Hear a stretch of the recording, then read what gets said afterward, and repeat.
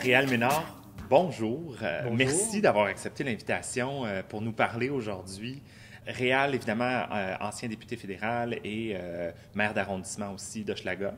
Est-ce que les gens probablement se demandent un peu pourquoi tu viens nous parler de Maison Plein Cœur? Tu n'es pas une personne vivant avec le VIH, mais tu as côtoyé le VIH quand même étroitement. Est-ce que je me trompe? Mon premier contact avec la Maison Plein Cœur, ça a été par le biais de mon conjoint, OK. au milieu des années 90. Alors, OK. j'ai été en relation avec quelqu'un qui a contracté le VIH, qui en OK. est décédé. Et puis, la Maison Plein Cœur a été pour lui un lieu de répit, un lieu de rencontre, dans le sens social du terme, évidemment. Mhm. Et ça lui faisait... ils appelaient ça à l'époque, je pense, le centre de jour, OK. ma mémoire m'est fidèle. OK. Et il y avait donc une espèce de salon où les gens pouvaient se rencontrer. OK. Il y avait des discussions. Puis il y avait surtout l'occasion d'être ensemble, C'est que ça, les de pères briser soient l'isolement. ensemble, de se parler, d'échanger sur ce que les gens vivaient. Alors moi, je n'étais pas toujours à Montréal, évidemment. J'étais Évidemment, comme entre député, Ottawa mais oui. et Montréal. Donc, c'était Louis-Marie, je me rappelle bien, qui était le directeur à ce moment-là. Et puis, donc, c'est comme ça que j'ai connu la Maison Plein Cœur. Et puis, aujourd'hui, évidemment, la réalité est très différente, OK, parce que le sida n'est plus une maladie mortelle, mais une Mhm. maladie chronique. Parce que ça, on parle de aux alentours de quelles années Bien, environ? moi, mon conjoint est décédé en 95. OK. Alors, et là, à ce moment-là, à la Chambre des communes, les militants revendiquaient beaucoup une stratégie nationale de lutte OK. contre le sida. OK. On ne voulait pas avoir des programmes éparpillés. Alors, moi, j'étais très associé à cette idée-là. Ah oui. Alors, on fondait beaucoup d'espace sur la recherche. On voulait avoir des fonds dédiés. Et finalement, les efforts des militants ont porté fruit, parce qu'il y a quand même eu pas mal... on n'est plus dans la trithérapie. Moi, au moment où j'étais avec Patrick René, là, c'était la ZT. Il fallait prendre 3 médicaments par jour qui avaient des effets très durs là, pour le corps. Ça déformait, tout ça. Bon. Alors, bref, j'ai connu la Maison Plein Cœur parce que j'ai été en amour avec quelqu'un. Ça a été mon conjoint. On a vécu ensemble. Et ça a été pour lui un lieu important là, dans les moments de sa vie où il en avait besoin jusqu'à la toute fin. Ouais. Quand on est du côté décisionnel, comme député ou comme maire d'arrondissement, puis qu'on a des organismes comme ça qui viennent nous voir pour solliciter évidemment des subventions ou solliciter de l'aide gouvernementale, ça ne doit pas être nécessairement évident de choisir. À ce moment-là, il y avait comme une coalition d'organismes qui était OK. très militante, qui était la COC-SIDA. Ah oui. Alors, la COC-SIDA, c'était comme une confédération d'organismes. Et là, il y avait des revendications très précises. OK. La recherche, l'accès aux médicaments. La première bataille que les personnes atteintes ont dû faire, c'est que ça soit remboursé par le gouvernement, Ah oui. que ça fasse partie de la liste des médicaments remboursables. Alors, il y a vraiment eu beaucoup il y avait une grande mobilisation à ce moment-là. Tu sais, on est des années 90, là. Ouais. Et il y avait encore... je me rappelle avoir lu dans des articles là, que le sida, c'était un peu la peste rose. Hein? Ah. Alors, il y avait évidemment beaucoup de stigmatisation à l'endroit des personnes qui en étaient atteintes. Et autant la stigmatisation était forte, autant la solidarité était forte, était nécessaire. Il y avait différentes écoles de pensée. Là. Il y a des gens qui étaient plus dans la philosophie ACT UP, qu'il ne fallait pas collaborer avec les gouvernements. Il y a d'autres gens qui étaient plus en disant il faut collaborer, il faut être là où les décisions se prennent. Oui, Donc, c'est ça. je ne peux pas dire que j'ai fait de la Maison Plein Cœur la cause que j'ai épousée, Non. mais ça faisait partie.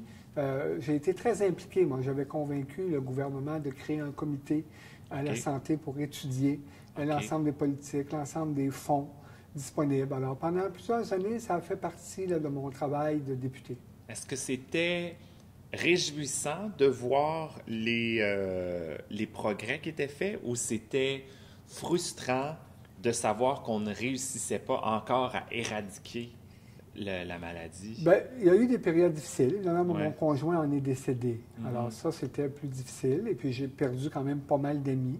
Ouais. Puis après ça, bien là, on a trouvé effectivement des médicaments qui ont réussi. On est passé de maladie mortelle à maladie chronique. Et c'est plus invalidant. Là. Il y a des gens très actifs qui peuvent gagner leur vie, qui sont très très impliqués à ce niveau-là. Donc, oui, avant qu'on trouve des médicaments qui permettaient de maintenir les gens en vie, ça a été difficile parce que mon conjoint, des amis, le stigmate. Tu sais. Moi, quand j'ai 59 ans, alors j'ai fait mon coming out auprès de ma famille dans les années 80, et ça correspondait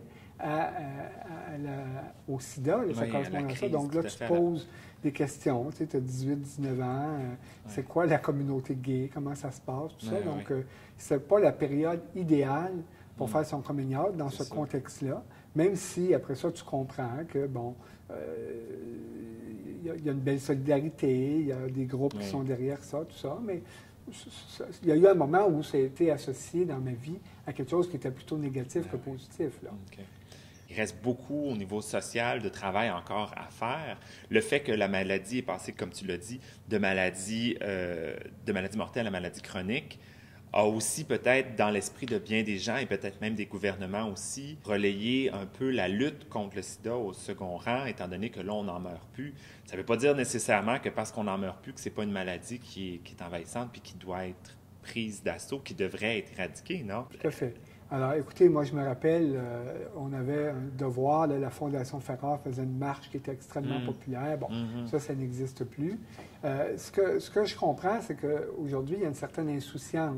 Les gens qui se contaminent sont beaucoup plus des jeunes qui sont liés à des pratiques sexuelles, disons, non sécuritaires. Alors, ce qui est important, je pense, c'est des gens comme la Maison Plein Cœur, mais aussi d'autres organismes comme Zéro Zéro, c'est de donner l'information. On ne devrait pas aujourd'hui être dans une situation où on n'a pas accès à cette information-là, où on comprend que se protéger, ça demeure encore la meilleure façon de ne pas contracter le sida. C'est sûr. Mais ça passe, c'est ça, beaucoup par l'éducation aussi. Il y a encore beaucoup de préjugés. Il y a un manque d'information. Puis il y a aussi beaucoup de préjugés.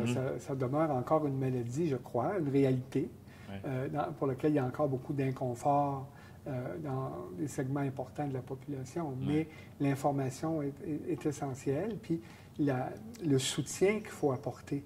Parce que là, on est dans un défi qui est sans précédent. Donc, il y a des gens, tu sais, Roger Leclerc, par exemple, qui est évidemment un militant de la première heure, a 70 ans. Alors, penser le sida dans les années 90, où on savait que les gens étaient pour en décéder, et penser que les gens vont faire partie du 5e âge avec le sida, ça veut dire qu'il faut penser à des services qui n'étaient pas nécessairement dans un horizon de planification il y a 20 ans.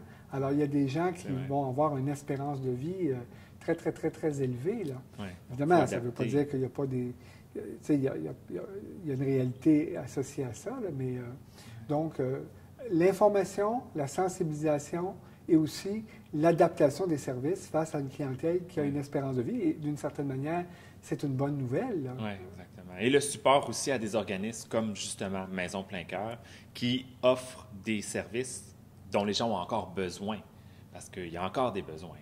Là, absolument. Et la Maison Plein Cœur est sous-financée. Tu sais, c'est clair que quand on regarde la façon dont les budgets sont alloués, c'est pas évident là, que les organismes comme la Maison Plein Cœur, qui offrent un service indispensable pour les gens, mais c'est plus une priorité là, pour le ministère de la Santé, là, c'est clair. Là. C'est inquiétant, ça? Est-ce que vous trouvez ça inquiétant? Bien, un peu, parce qu'on est dans des priorisations qui sont liées à la COVID, on est dans des priorisations qui sont liées à d'autres maladies, donc on a un peu l'impression que le sida a moins la reconnaissance. Les organismes qui continuent à offrir des services ont moins la reconnaissance qu'ils méritent et qu'ils auraient besoin. C'est pas pour rien que la Maison Plein Cœur, à chaque année, campagne de financement, est obligée d'aller vers le privé, est obligée d'aller vers des donateurs.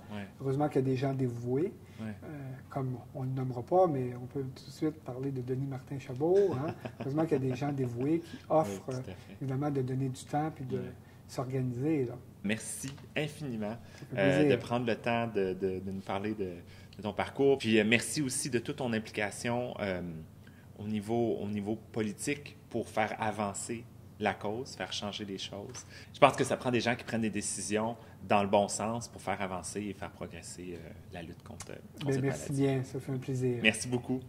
En plein cœur, en plein cœur.